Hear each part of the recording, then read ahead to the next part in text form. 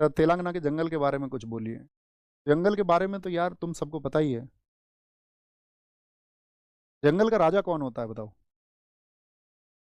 जंगल का राजा कौन है? पहले मेरा प्रश्न आप सब लोगों से ये रहेगा, who is the king of forest? जंगल का राजा शेर। जंगल का राजा शेर।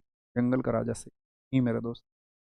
अब शेर जंगलों में किराए में रहता है, किराए पर रहता है, क्योंकि अब जंगलों का राजा भी इंसान है।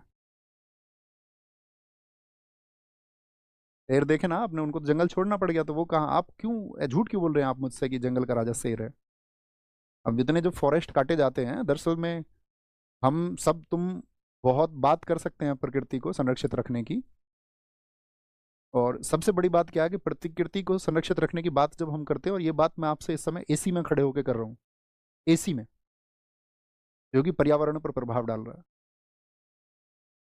प्रतिकूल प्रभाव। तो यानी कि मैं ये मानता हूँ कि मैं भी डिजर्व नहीं करता वो बातें करना। हाँ, मैं आपको अगर किसी पेड़ के नीचे बैठ के पढ़ा रहा होता तो शायद मैं उस तरह की बातें करता हुआ बहुत अच्छा लगता, लेकिन दोस्त हम तुम हम सब इसी में शामिल हैं। हम अच्छी बातें लिख सकते हैं, हम विरोध कर सकते हैं, विरोध होना भी चाहिए जब जंगलों को काटा जाता है, लेकिन कहीं ना कहीं मतलब हमको दिखता नहीं है, अप्रत्यक्ष रूप से हम तुम भी उसमें शामिल है या नहीं? आप बताओ, आपको क्या लगता है? आपके घर अगर आप एक फ्रिज का इस्तेमाल कर रहे हैं तो आप पर्यावरण प्रतिकूल कार्य कर रहे हैं, वहाँ भी आपका बहुत सारी चीज़ें नष्ट हो रही हैं।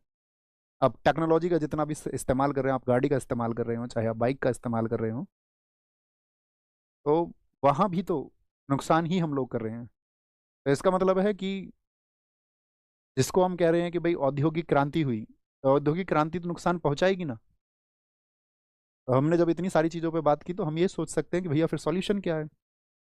तो सॉल्यूशन यही है कि कंजप्शन जो बाकी चीज़ों का है वो कम किया जाए, और कम नहीं किया जाए तो कम से कम वृक्ष तो लगाए जाएं, या वृक्षों को कटने से बचाया जाए।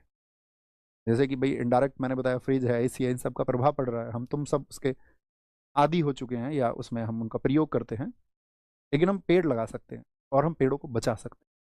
कम से कम जंगलों को तो ना काटा जाए, इतनी भर उम्मीद तो सरकार से कर ही सकते हैं। क्योंकि भाई उद्योग भी जरूरी है देश के लिए, और औद्योगिक क्रांति भी मान लिया विकास के लिए जरूरी है, तो कहीं ऐसी जमीन पर हो सकती है कि जहाँ पर बहुत घने जंगल ना हो, घने वन ना हो। देश में बहुत सारी जगह हैं ऐसी ना। बाकी तो भाई के बारे में सिर्फ बात होती है, सोचना आप ही लोगों को होता है, हम सबको ही सोचना होता है।